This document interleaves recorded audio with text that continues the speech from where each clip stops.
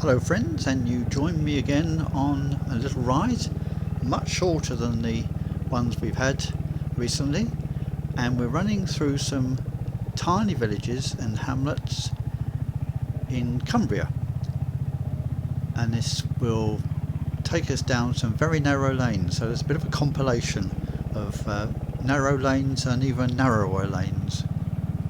That wasn't that easy to say actually.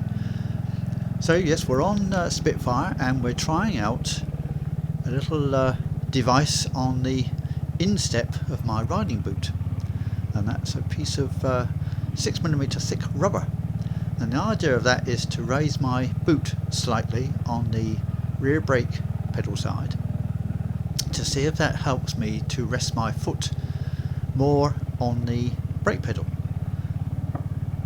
Over there you see the Lakeland Fells. And actually it's very clear today, you can see the far fells over towards Keswick Way, which is rather nice. Actually it's more likely to be the Coniston Fells, so yes, Peter, you ought to know that. We're just going to pull in here a minute and have a little view. And whilst I catch my breath, oh, some lovely blue flowers there, look. Geraniums perhaps. Now it's the first of our tiny villages, and this is Brigsteer, which we've been through before. And that was probably in the spring, and this is now summer.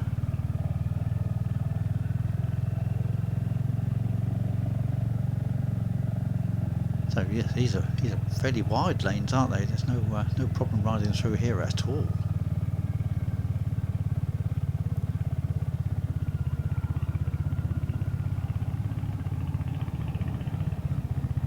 Now we're on this very narrow lane, and this is a lane which my friend Jane said to me, would I ride down this? And so I did that back in the springtime, and so now today we're riding up it, and we're now in summer, and so it's a little bit different. It's grown in even more, and the grass down the middle is even greener than it was, as you might expect with the rain we've had. But today is nice and sunny. Well, it comes and goes. We get some sunny periods, I should say. That's what we have. So this is one of the narrowest lanes I've actually ridden ever. And I've dropped the tyre pressures down on Spitfire down to 5 psi less than the handbook says. As I find that the sort of riding I do, those tyre pressures are much too hard, and the bike just seems to follow its own decided route rather than where I want to put it. But with 5 psi less, it's less of a problem. Although I have to say, if I'm going to ride much more of these little lanes with all the debris that's on them, then I might have to think about a tyre which has got a bit more of an off-road capability than these road tyres have. So that's something to think about. But yes, someone actually lives up here, don't they? And riding up this is a little bit easier actually than it was coming down from the top. Coming down on rough ground is actually quite difficult. But now I can use my rear brake more. It's shouldn't have so many problems. That was always a trouble. And look, it's been converted from whatever it was, a barn probably. So yes, the rear brake pedal I can now use. It was a pretty bumpy bit there, and a bit of a heart-stopping moment.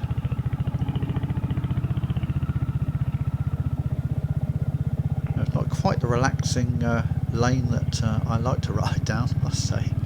And you never know what's around the next bend, of course. There's not much room for us all, is there? Anyone with a tractor was coming the other way. A bit leafier now. It's rather nice, isn't it? That slanting sunlight running through. Oh, wee, steady on. Oh. Yeah, no, this is a bit hairy, this is.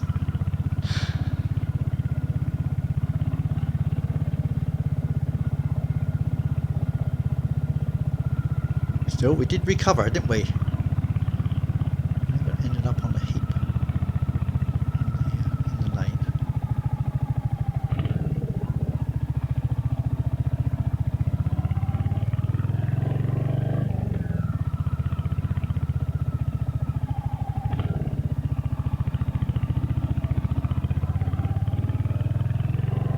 Yeah, since I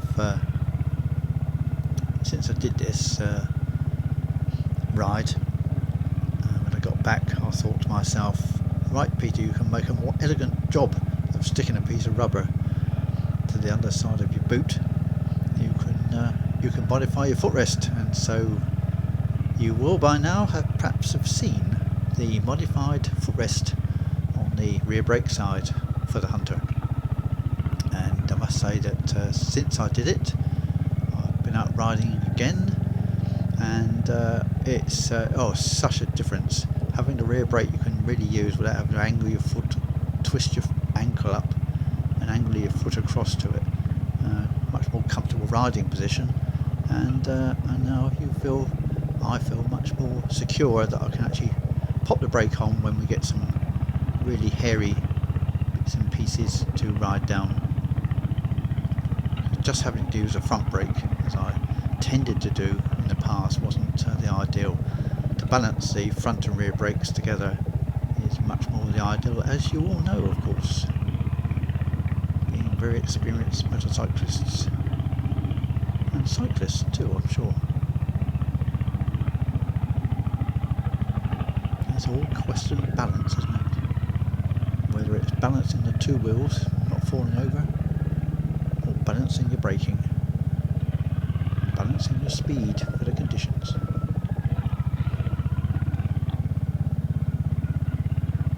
So here we are, we're at the end of that lane, thank goodness. And now we're some nice open ground, look, that's much nicer. You can relax now. However, fairly soon I'm afraid we're going to run into some narrow lanes again. But let's enjoy this while we can.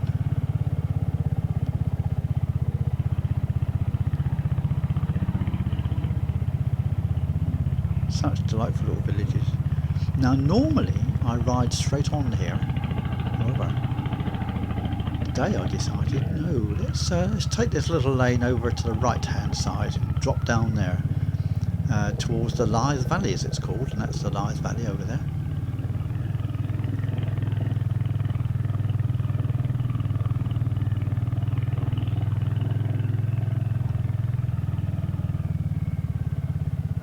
So we're coming back here again because we discovered that that didn't really lead anywhere. But it's nice to see this little village coming back again, isn't it? I think so. Actually thinking about it, was that the Coniston Fells or was it the Keswick Fells? I just don't know. I've got a feeling it was the Coniston Fells, thinking about it. Just by the shape of it. Nice views over to the left of us, and nice open aspect. Very much farming land, sheep farming here in the Lythe Valley. So wonderful views from these houses, farms.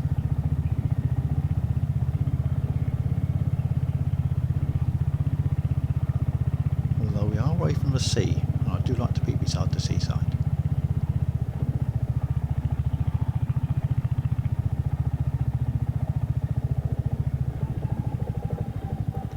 So we're coming to the end of this little run down narrow lanes. I hope you've enjoyed it, and I can promise you we're in for some really lovely scenery on the next ride, so join me for that if you can.